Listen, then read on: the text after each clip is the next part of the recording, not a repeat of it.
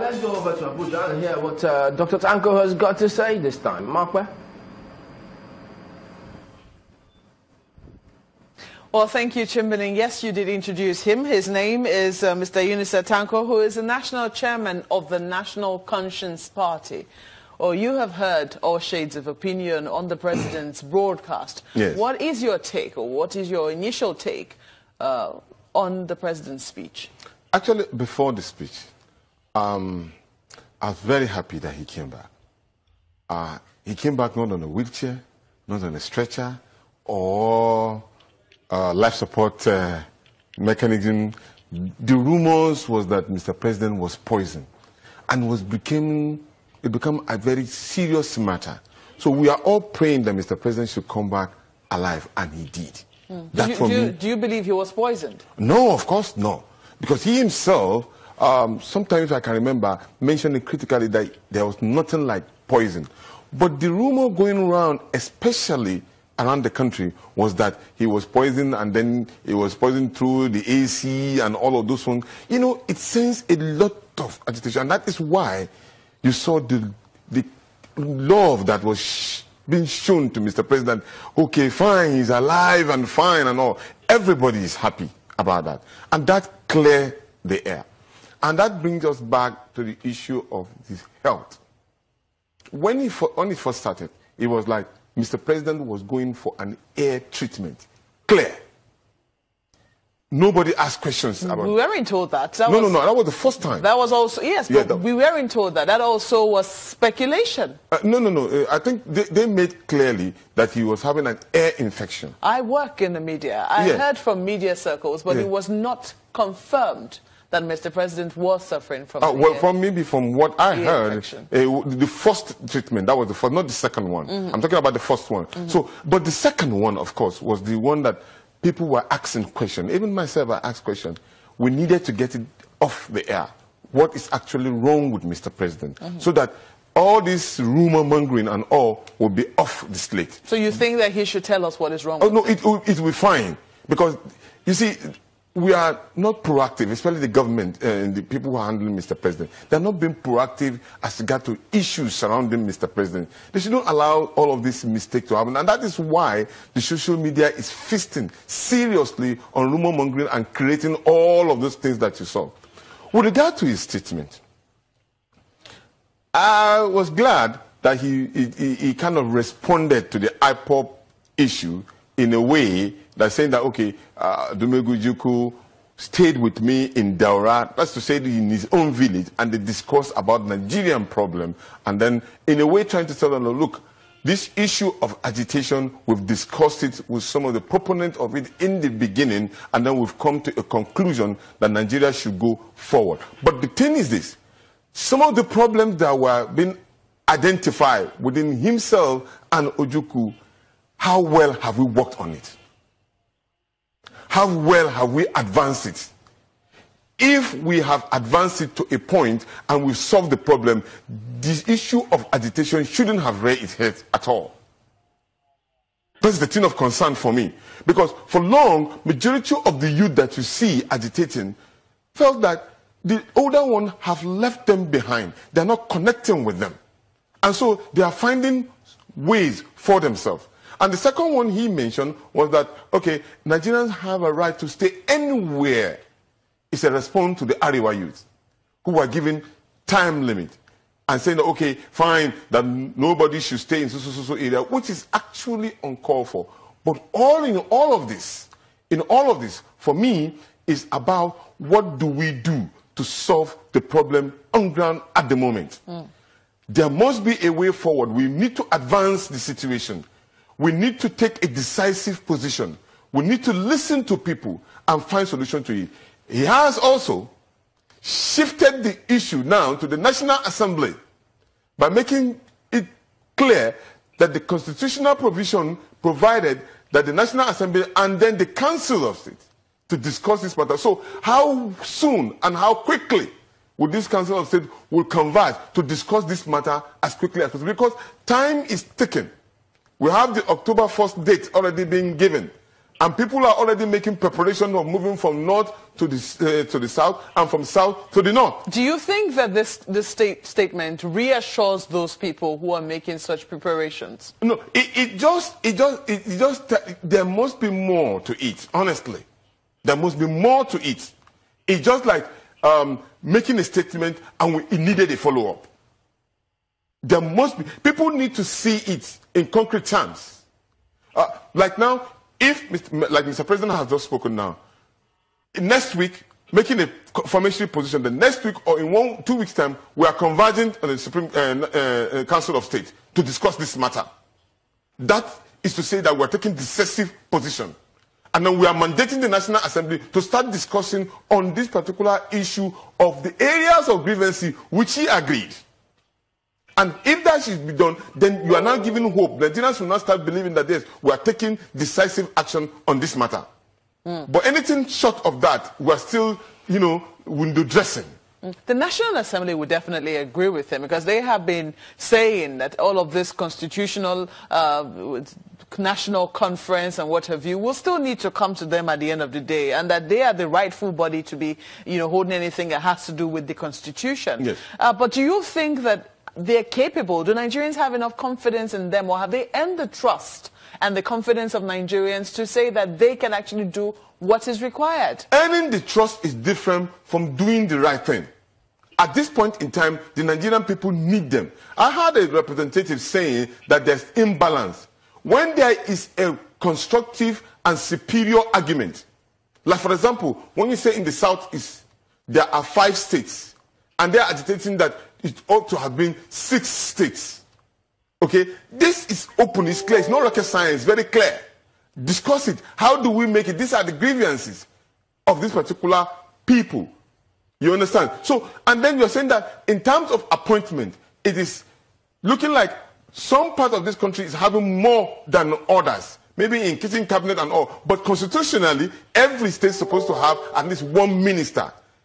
You understand? These are clear issues that need to be tackled. It may not solve the problem completely, but at least it will give a ray of hope. And once that is done, people will start believing in each other. So the National Assembly now has a constitutional duty to even call for memorandum from different people. Well, Make it open. You heard Mr. Bayomi there saying that, the National Assembly would do all in its power to also preserve itself. That the kind of restructuring Nigerians might be requiring might see the National Assembly, or might require that the National Assembly be reduced to just 1 chamber, for instance. Do you see the National Assembly making such drastic steps, assuming that's what Nigerians are clamoring for? Well, you see, that is where, democracy is a government of the people, by the people, for the people. If the people are making statements, listen to them for God's sake. You're not governing yourself. You're not there to represent yourself. You are there to represent the people. And when they are talking about certain things that concern them, you need to listen to them. One of the problems that we have in this country is that we always think that we can give to the people what they need, not what the people need that we ought to give them. Now, clearly now, the people are saying that there are flaws in our constitution. There are areas of concern. There are areas of discord that is making us go adrift. Let's look at those particular areas. It behoves on the National Assembly to call for a constitutional amendment, just like the way they are doing, but call people to bring in documents that can help in taking care of some of these particular people, even for national unity's sake. They could take decisions as regard to some of the areas of grievances. And all of these things will have gone away. Since Mr. President said, okay, fine, this is what is provided by the Constitution. We can do all of these things. We don't need to wait for somebody else. Well, a constitutional amendment is definitely going on right now. That's right. It was part of the conversation we had just before the National Assembly went on recess. From what you have seen, the areas that the National Assembly is focusing on, do you think they are addressing the issues that really matter? No. No, if they are, we will have not found ourselves in this particular situation. No, don't forget that the agitations preceded the constitutional amendment. It did, because they were slow ab initio from taking this particular decision. This particular issue of agitation has been there for a very long time. It's not now. So now that they are looking at it, you're still saying that it's like they haven't taken it into cognizance? No, they haven't, because you need to have people coming in. You need to have people from sections of this country coming into the National Assembly, fill the chambers, having discussion, Committees being set up, the Ohanese, Arewa, everybody coming in to ventilate its own position. Into the chambers of the National Assembly? No, what I'm saying is the committee chambers, of course, where they usually have the committee meetings and all. That place, they can have a discussion there. People should come in and ventilate their position. And when they are being listened to, and decisive position is being taken, you will see all of this particular agitation fizzling out. Look at one of these bones of contention. It's been there for quite a while. Yes. And they believe that this issue of, for instance, of resource control, yes. you know, part of the reason, part of the difficulty right now at the National Assembly is the Land Use Act. Part of the reason why there's some reluctance to pass the Land Use Act is because they believe that if the state governments are the one who own the land, then it will mean that everything underneath the ground as well, which has been subject of controversy for quite a while, will belong to the state. And some people are not happy with that. In fact, the whole issue starts from actually what some people will call true federalism, where the state itself control its own resources and then give to the center. And in that way, it could have taken care of all of this particular Land Use Act and all the controlling of the, because all the resources belong to the states. But how well would the state manage resources and knowing exactly what percentage come to the control of the federal? But the issue is, as regard to how do we devolve power down to the states? Once that is done, if there is an agreeable position that each of the states will control its own state and then contribute to the center, all well and fine. But it must be listened to. It must be heard. Every other state must be able to come in, and it will allow even competition. Because as it is now, many of our states are only dependent on one-legged economy, which is oil. So you support that? But do you think that that kind of amendment will ever go through the National Assembly? No, I support the fact that the National Assembly should be able to listen to all this agitation and then find a way. There are always going to be a middle playing ground for everybody to agree on. It may not be like there are some areas in which some people, the federal government has to have certain control. There's no doubt about it. And then the state will be given its own fair share so that it can control its own state. That way, all of the agitation will stop, because majority of the states feel that, okay, the federal government is controlling so much at our own detriment. Some even go to the extent that even if you discover gold, for example, in Zamfara State, you don't have total power to control that particular resources as you are. It must go through the Ministry of Mines and Power and all of those ones before you can even access the land, which is in your own states. So these are some of the areas in which we have problems. So we need to find a way. If certain percentage of the control will be given to the state and certain percentage given to the national, these are only theories that we're just proposing until when that discussion takes place. There are also questions. You know, let us not also, you know, the president mentioned two bodies. Let's not heap all the responsibility on the National Assembly, yes, even though they seem to take a large chunk of it. Yes. He also talked about the National Council of State. Correct. Now, there are fears that the National Council of State is made up of, you know, past leaders. That includes military rulers, yes. you know, people who ruled us militarily, who also gave us this constitution that is now under contention. Now, do you think that the National Council of State will be able to take a decision, for instance, that is against, or that, you know, will actually be for the benefit, or will be against what it is that they had initially given in the Constitution? At this point in time, they have no choice. At this point in time, they have no choice, because the country is almost going ablaze. So they must take decisions that will be in the interest of uniting this country. And as you know, even some of them already have been clamoring for restructuring. Some of them have been clamoring for some of the things that they didn't even agree to before, but some of them are clamoring for it. So that's to tell you that already this message is sinking deep into them. Remember, it is country first before any other thing. If there's no peace and then there's no reconciliation in this country, none of them will enjoy even whatever they are enjoying at the moment. So they have no choice than to listen and to work towards a united country. Areas of grievances must be addressed. And I'm sure they are fine gentlemen. They will do justice to it. So do you think that from the president's speech, we get a sense that that is going to happen? That is exactly what I'm saying. We need to move forward from the speech that Mr. President has made very catchy points, and then making it like, okay, fine, these are the position, but we need to advance it as quickly as possible.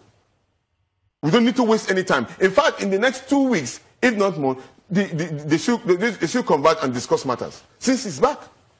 Definitely. I mean, the way you talk about it, it definitely looks like an emergency and yes, something that they should be convening. But he also talked about, you know, safety in general. He talked about terrorism and criminality, and he was saying that they must be fought and destroyed relentlessly so that the majority of us can live in peace and safety. He says, therefore, we're going to reinforce and reinvigorate the fight, not only against elements of Boko Haram, which are attempting a new series of attacks on soft targets, kidnappings, farmers versus herdsmen clashes, in addition to ethnic violence fueled by political mischief makers.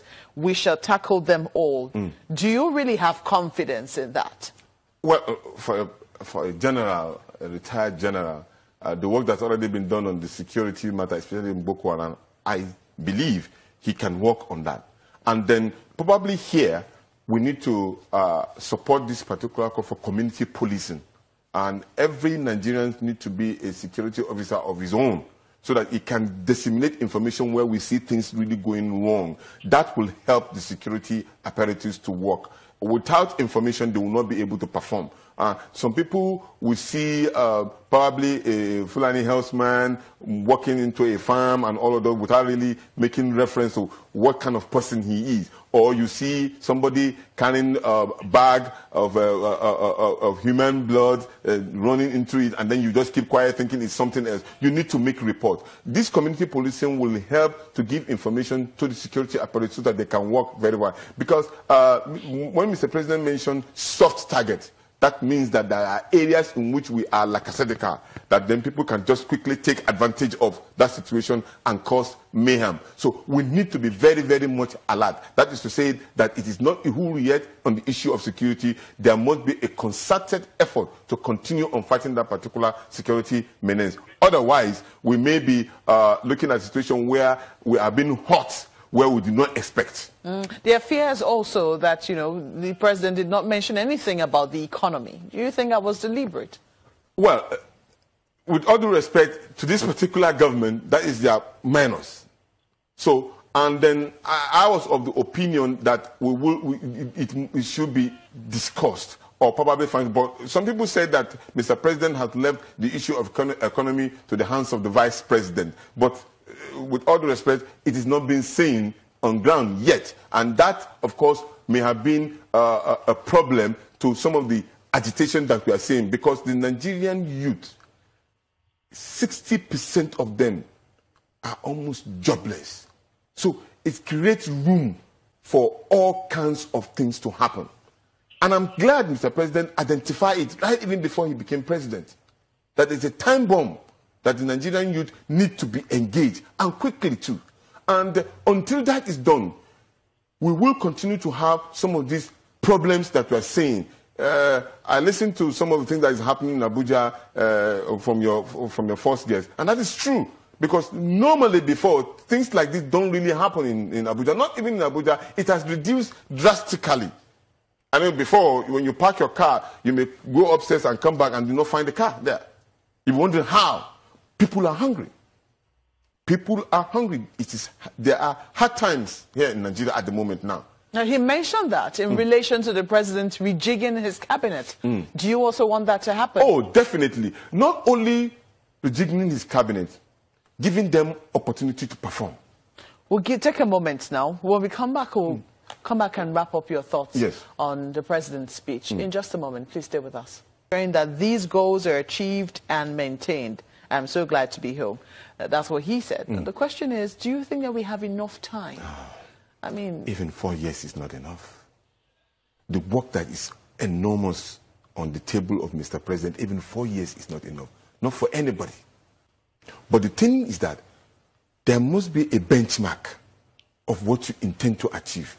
If you are able to reduce the rate of unemployment, if you are able to provide certain percentage of power supply to the country, if you are able to make sure the trade and commerce in this country is activated in such a way, then others will take care of themselves. The question is, you know, what are the benchmarks? Can Nigerians agree on those benchmarks? Nigerians are not gullible. They don't need that much. All they needed is to make sure that all of these things are functional and they can take care of themselves. They've shown it, but the fact is that the leaders have not been able to provide the minimum standard that they require. I give you an example. I know Mr. President is not a supporter of him going outside the country for medical checkup and medical treatment. Unfortunately, the situation has prevailed him have to go out. I remember my father.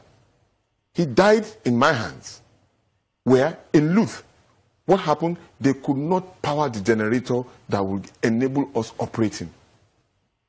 And he died. Right there in my hands. So these are some of the things that are really hurting Nigerians. They need to see their medical system working in such a way that the poorest person on the street can get medical attention. You understand? And then they want to ensure that they can go into the market, whatever is in their hands, they can use it to buy something that they can feed their family with. They want to move from point A to point B without being harassed. These are the minimum standards that the Nigerian people needed.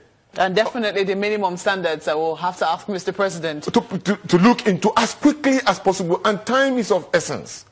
Unfortunately, as it is also on this program, Alhaji Tanko, we have to thank you most kindly for coming on Sunrise Daily. He is the national chairman of the National Conscience Party. It's back to you, Chamberlain and Gimba in Lagos. And National Jerry Collins as well today on the program. We'll be back tomorrow. I'm Chamberlain. Thanks for watching. I'm Gimba Umar.